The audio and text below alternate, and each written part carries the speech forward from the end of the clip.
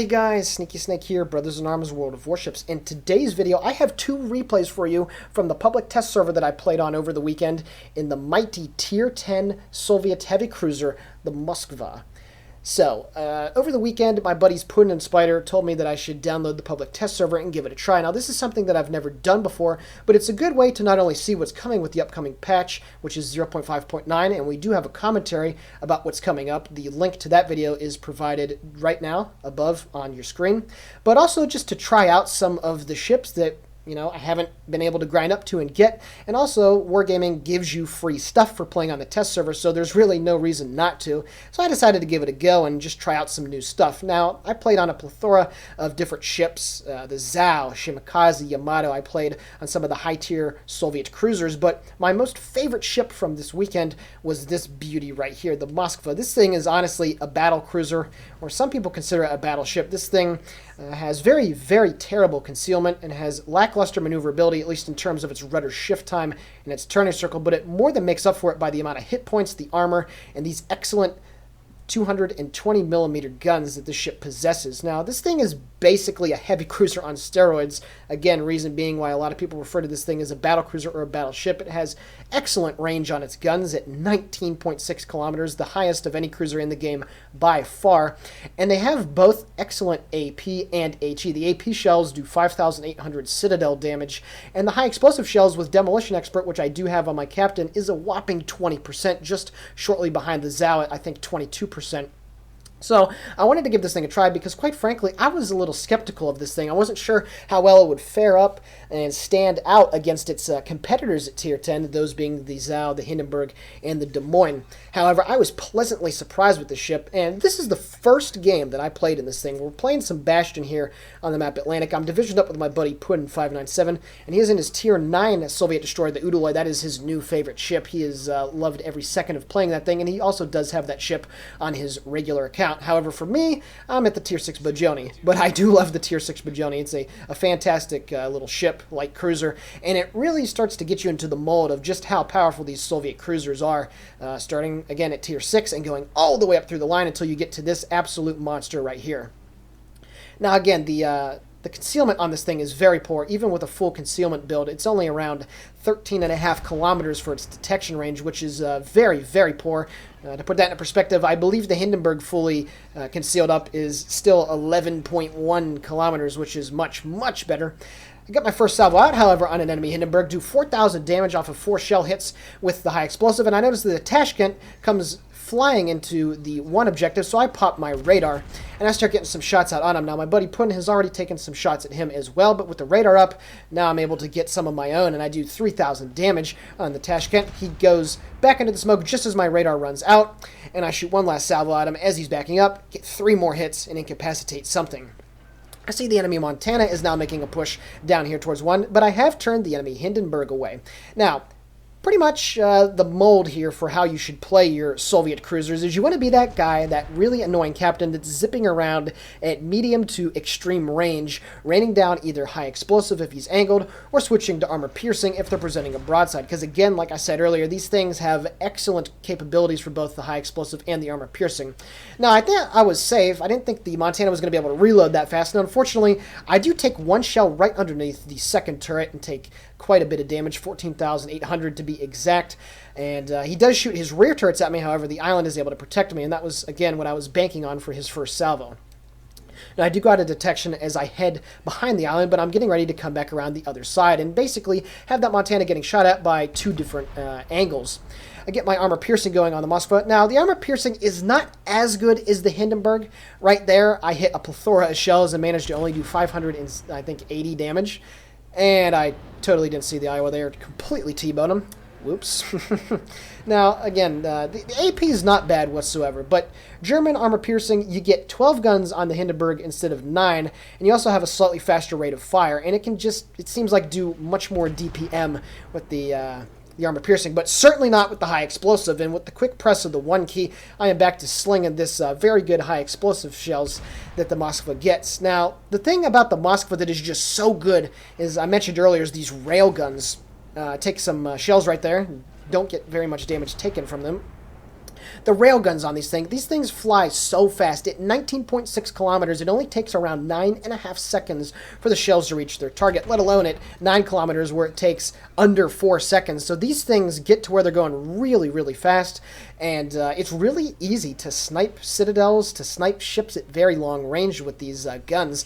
And that's why the Moskva is so dangerous, because of the range that this thing has. You don't need to equip the range module on this thing. Certainly go with the rate of fire. 19.6 kilometers is just absolutely amazing. And right there, I don't even set a fire on that enemy Yamato, and I do over 5,000 damage on a full broadside from high explosive. He starts to turn away from me and present a broadside, get another 4,000. I'm doing 9,000 damage in the last 2 salvos with the high explosive. I unfortunately don't set a fire, but now I get the AP working. Shells falling in on the Yamato, get 5 hits for about 3,000 damage done. I'm currently already up at 45,000 damage dealt to the enemy team. We have captured Objective 1. We're about to capture Objective 2, and the enemy is contesting Objective number 3. Get some more shells going at the Yamato. However, I switched back to high explosive because I noticed earlier that he used his damage control to put out a fire, so I'm just trying to get one more on him before he goes behind the island. Get yet another broadside of high explosive out. One shell impacts the island right there in front of me. Shells falling on the Yamato. I do 1,000 damage and get the fire that I'm looking for. Now, you'll see here how the last couple minutes of gameplay has progressed. I really haven't been getting shot at by too many things, and the shells that have impacted me have done very little damage. Ever since I took that salvo and that citadel from the enemy Montana, I've taken very minimal damage, and in the meantime, I've been able to dish out 2, 3, 4 times the amount of damage that I took from that citadel, and that's basically what the Moskva is just excellent at, just dealing damage from afar without taking any damage in return, because when you're shooting at enemy ships at these ranges, the chance of you getting hit by return fire is very slim as long as you're paying attention and actively trying to dodge the shots. I see the enemy Yamato turn back around from the island, and he has fires going in 2 places. I'm up to 65,000 damage and counting, with the fire still burning ferociously along his superstructure. Do about 1,000 damage. Shells, more high explosive shells are inbound, this time on the Des Moines.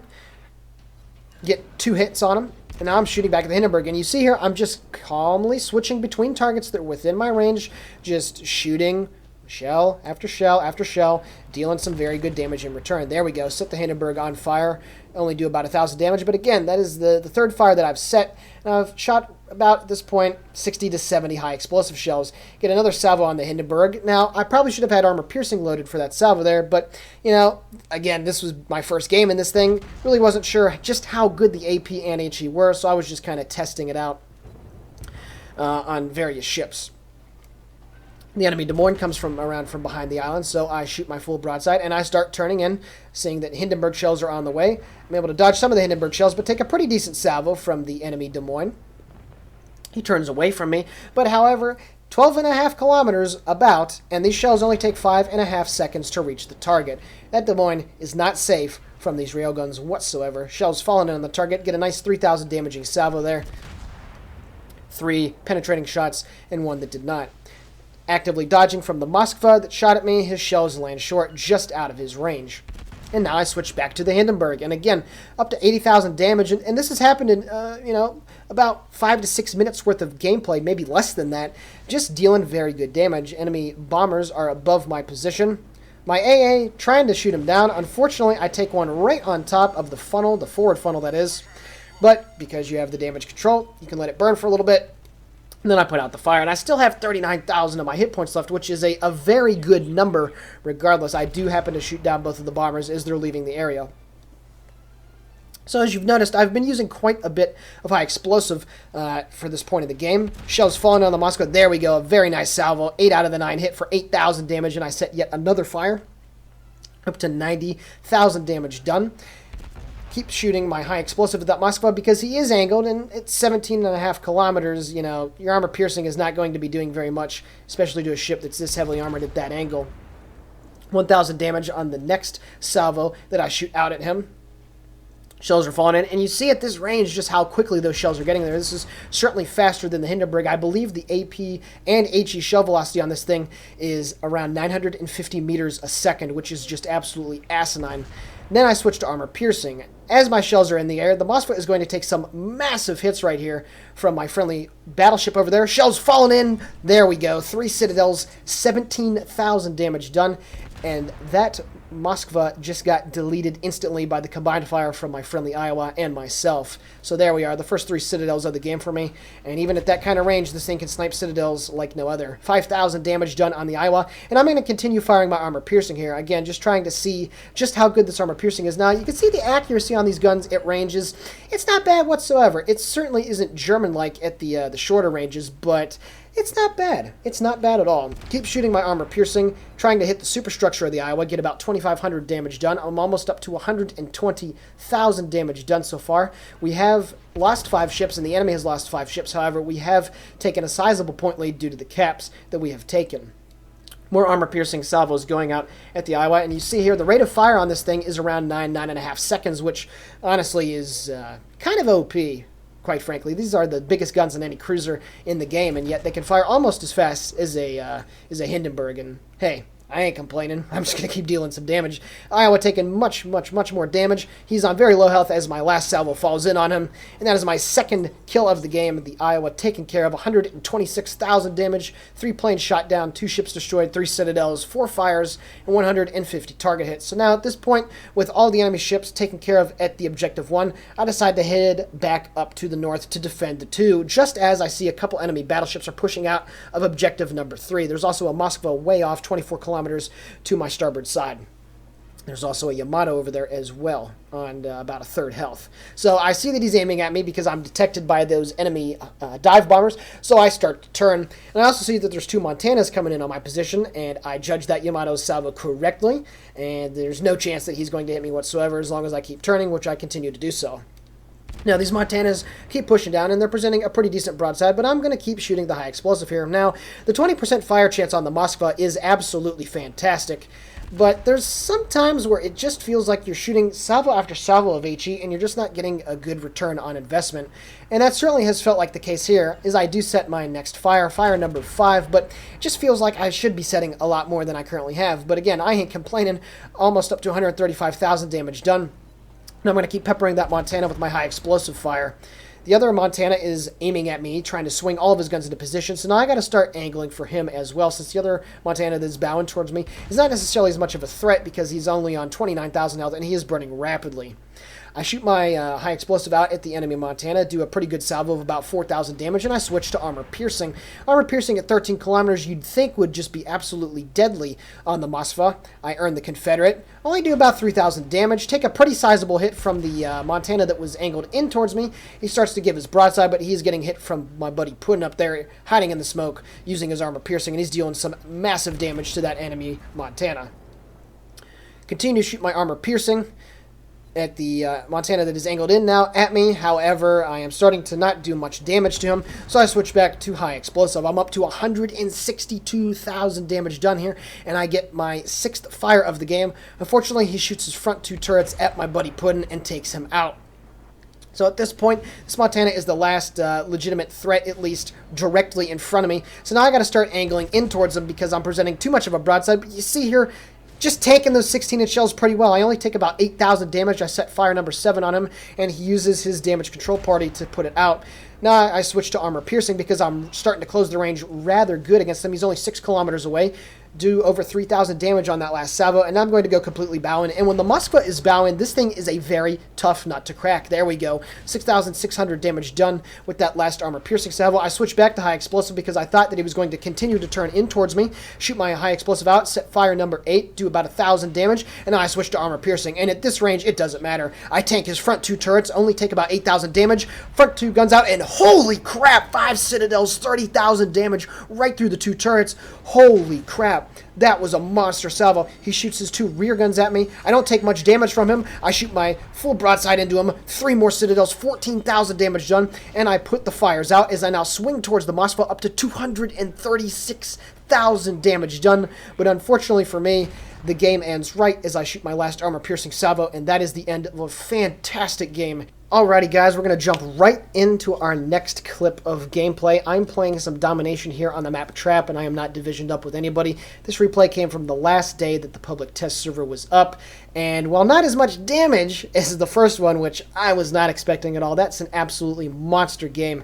236,000 damage, what a result on Atlantic. This replay, I felt that I played it better, you kind of get where I'm going with this. I felt that I put myself into better positions to deal some damage to the enemy fleet that's going to be going up towards Objective Charlie, which is where most of the combat is going to take place on this replay. And I just felt overall that this shows the armor-piercing capabilities in that first game weren't put to true form. Yes, I dealt so much damage on that enemy Montana right at the end of the game, but I had closed the range to where it doesn't matter how thick the barbette armor is. Those AP shells are going to go right through it. In this game, you're going to see why the Moskva is considered, both on the forums and in its in-game designation, is a very potent cruiser killer and cruiser hunter. We're going to play with a lot more armor-piercing shells loaded in this game, and you're going to see it pay off quite heavily here in this replay.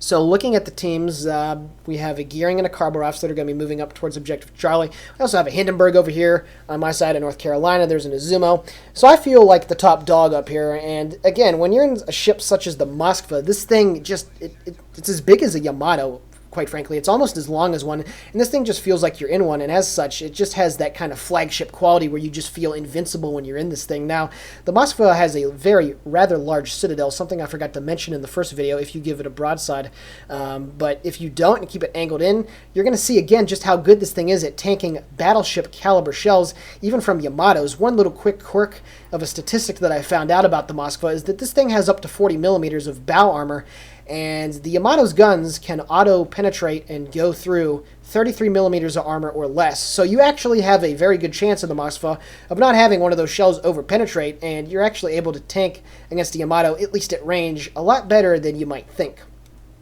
So here at the beginning of the game, I am detected already as I'm moving up towards sea.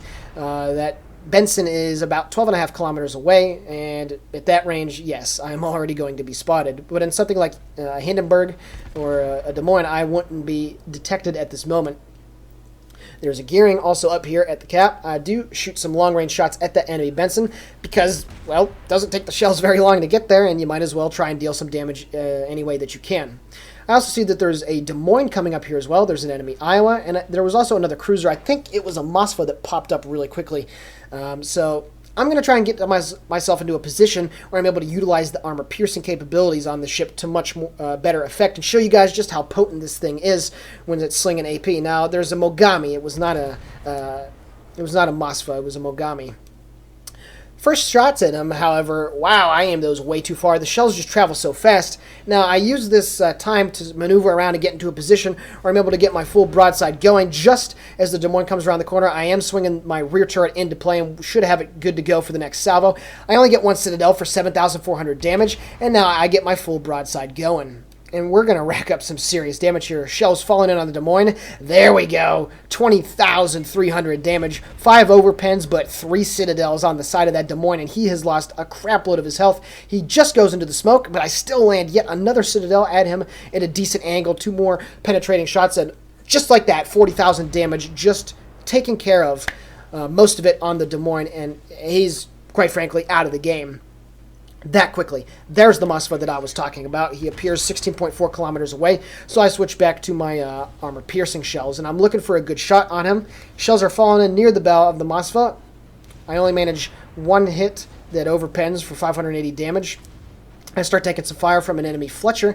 It is in the cap at Bravo. Shells are falling in on the Moskva. There we go. 2 Citadels done. Very heavy hit. I didn't see the exact damage, but it was definitely over 10,000 on that Moskva. Get some more armor-piercing shots out at the Mogami. As he just turns in, I over-aim just a slight bit. Now I continue my push around the corner of the island looking for more shots on the Moskva, and for some reason he has no idea that he's been getting hit hard by me. As I come around the island, get yet another armor-piercing salvo into his side. He's at 20,000 health. Shells are falling in on the target. Just a little too high, 580 damage. Get another full broadside out this time. That rear turret not hitting the island. He turns away and softens his angle just so slightly. Shells falling in. 2 more Citadels. 11,600 damage done on the Moskva. And he is at such little health that, again, he is pretty much going to be combat ineffective for the rest of the game. I do not take enough of an evasive maneuver from his shots Unfortunately for me, I take about 10,000 damage, but since I hadn't really taken any at the beginning of the game whatsoever, I still have over 55,000 of my health points. 2 more citadels, more penetrating shots on the enemy Mogami, 16,000 damage done. More shells are falling in on the target. Probably going to go right through the bow. Yet another pair of citadels. We're up to 13 citadels, almost 100,000 damage, and I've barely been shooting my guns in anger at those enemy cruisers for more than a couple of minutes. Holy crap. That armor piercing. Oh boy. I see why exactly this thing is called the best cruiser killer in the game. That is just amazing. I love my Hindenburg to death, and I think that its armor piercing is better than the Moskva, but my goodness. 13 citadels off of 35 shell hits. That is just... And most of those targets were at very long range. The Des Moines, not so much, but the Moskva, most of the shots were at 15 to 16.5 kilometers, and the same with the Mogami, and I was just sniping citadels from long range like it was absolutely nothing. And if it weren't for a couple of bad salvos, I probably could have killed outright both the Moskva and the Mogami, and had even more damage at this point in the replay. I mean, holy crap, that is just some epic stuff. In the meantime, our friendly team has captured Objective Alpha and has also moved into Objective Bravo as well. The enemy team has already lost 6 ships. The quality of play on the test server is sometimes a lot less than to be desired.